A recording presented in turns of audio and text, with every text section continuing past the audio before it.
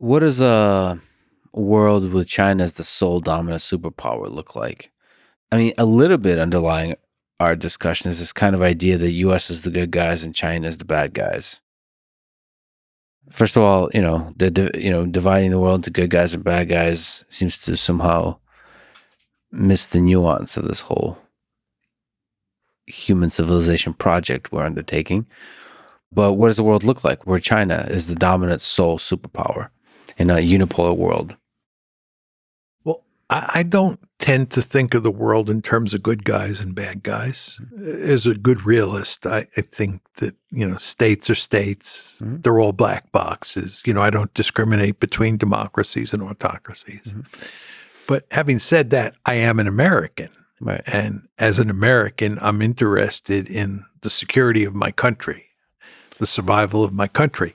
So I want the United States to be the most powerful state in the world, which means I want the United States to dominate the Western Hemisphere. I want us to be a regional hegemon, and I want to make sure that China does not dominate Asia the way we dominate the Western Hemisphere. It's not because I think we're the good guys and they're the bad guys. If I were Chinese and I were in Beijing and I were Xi Jinping's national security advisor, I'd tell him what we got to do is make sure we dominate the world or dominate our region and then do everything we can to undermine America's position in the Western Hemisphere, right? That'd be my view.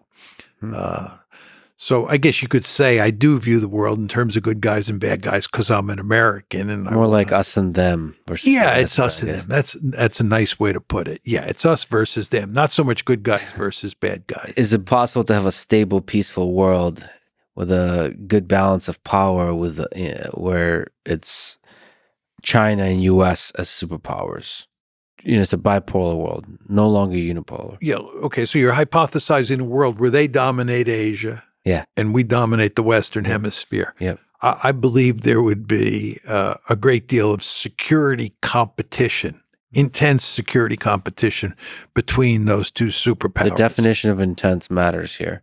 So it could be small military conflicts, or it could be extremely large, unstable military conflicts. Right? Well, conflict, let's use the word war. Okay. So I distinguish between security competition and war. And what I'm telling you is you'll have an intense security competition where there's no shooting. Or if there's shooting, it's mainly proxies that are doing the fighting. Got it. Much like the Vietnam War, right? Or you could have a case where one of those superpowers was involved in a war against a proxy of the other superpower. Mm-hmm. Korean War, think the Korean War. Mm-hmm. The United States fought the Chinese who were allied with the Soviets at the time. Mm-hmm. But a war between the United States and China, just like a war between the United States and the Soviet Union during the Cold War, that's what you really want to avoid. So I think you'd have an intense security competition, right? You'd have wars involving proxies of each of those two superpowers. And you would probably have some wars where one of the superpowers was involved in a proxy, right, with the other one of the other superpowers' proxies. So it seems likely then, if that's the case, then it would be Taiwan as the proxy and U.S. fighting China through the proxy of Taiwan. Well, that would assume the United States. But you want to remember, you're hypothesizing a situation where China dominates Asia. Oh, it already has dominated. Yeah, it's already dominated Taiwan. I see. But where do you find the proxies? Well, Australia? The Middle East could be a good case. Oh, wow. Right. Oh, Persian Gulf. Right. Oh, boy. And then our discussion of Israel becomes even more dramatically.